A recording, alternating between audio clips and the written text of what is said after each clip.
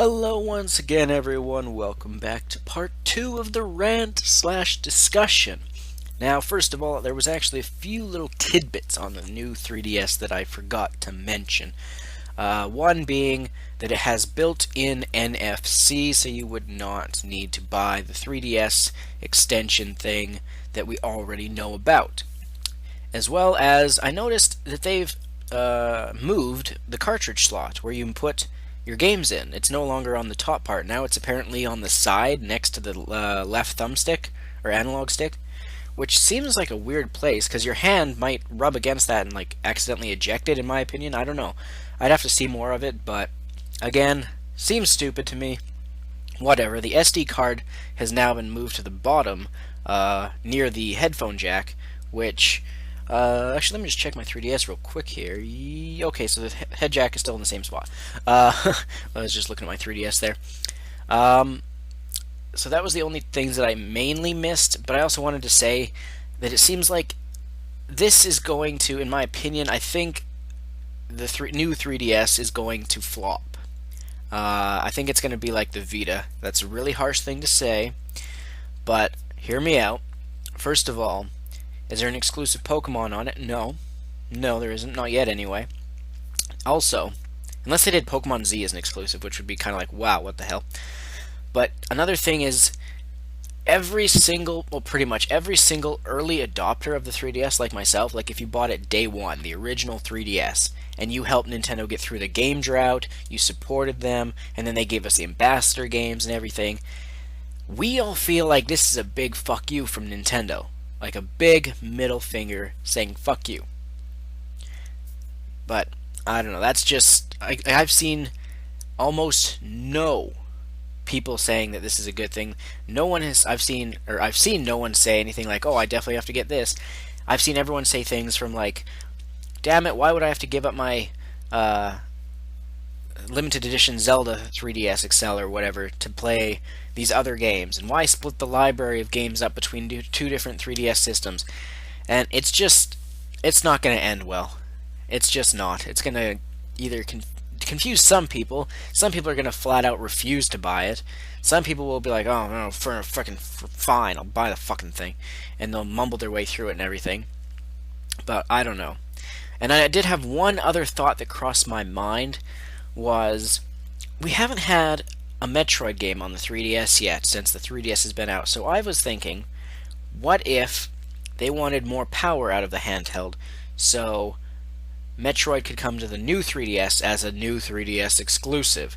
That'd be a bit bullshit, but I wouldn't be surprised since the new 3DS is stronger.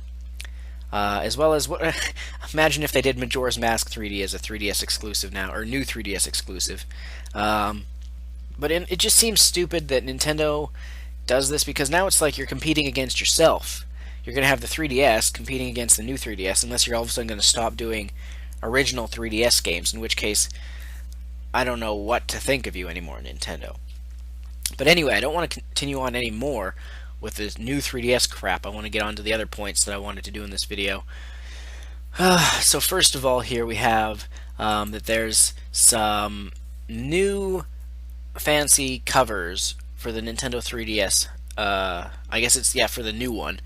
I don't know if this will be Japan only, but they're like fancy faceplate things that you can stick on your 3DS to design them. There's like a Mario one and all that stuff. I personally don't care, but it's something to talk about. As well as they are bringing new 3DS themes to the home menu in October. I guess this is in North America too, where I don't know if you can download them or if they're going to charge you for them. Hopefully they're free. But, or maybe it's just based on what games you have. I don't even know. But either way, they're actual backgrounds for your 3DS, just to kind of make it look prettier, I guess, which is fine. So, I don't know. I just noticed it says Nintendo of Europe revealed that. Hopefully that's coming to North America as well. Whatever, let's move on to the next thing. I didn't know about this, but Nintendo reminds you, if you register Smash Bros. 3DS and the Wii U version on Club Nintendo, you can get a free CD soundtrack of Smash Bros. And apparently it's 2 discs. There's a red and a blue one, which is kind of weird. But that's cool, I guess. Although we're probably going to get fucked over with the Club Nintendo coins again, with being crappy rewards. Um, and then I think, oh no, there's two stories left. One more, or the next one is that Sakurai wants Super Smash Bros. To appeal to everyone. He says, I think the popularity of Melee rested fundamentally on the game's speed. I think he was talking about Melee. Oh yeah, I just said, haha. The dazzling exchange of skills was the game's most exhilarating aspect, and the rough edges in terms of the game's balance went mostly unnoticed. Even though the dynamic range of the characters was limited, the game showed how the game somehow made its mark, even with hardcore fans of the genre. Melee's controls, however, were quite complicated and very tiring if the player really got into it in a serious way. This made the game less accessible for novice players, and it basically ended up becoming a Smash Bros. Game for hardcore fighting fans. I personally regret that because I originally intended the Smash Bros. Series to be for players who couldn't handle highly such skilled players or games. He goes on and on and on. And the last thing I wanted to say was that there's a leak. Well, in this Shulk video, there's actually a freeze frame you can see here where, I guess, surprise, surprise, Ganondorf was kind of leaked or revealed or whatever accidentally. Don't know if that was an accident on Sakurai's part, but either way, there's Ganondorf. I guess that's all I really got to say.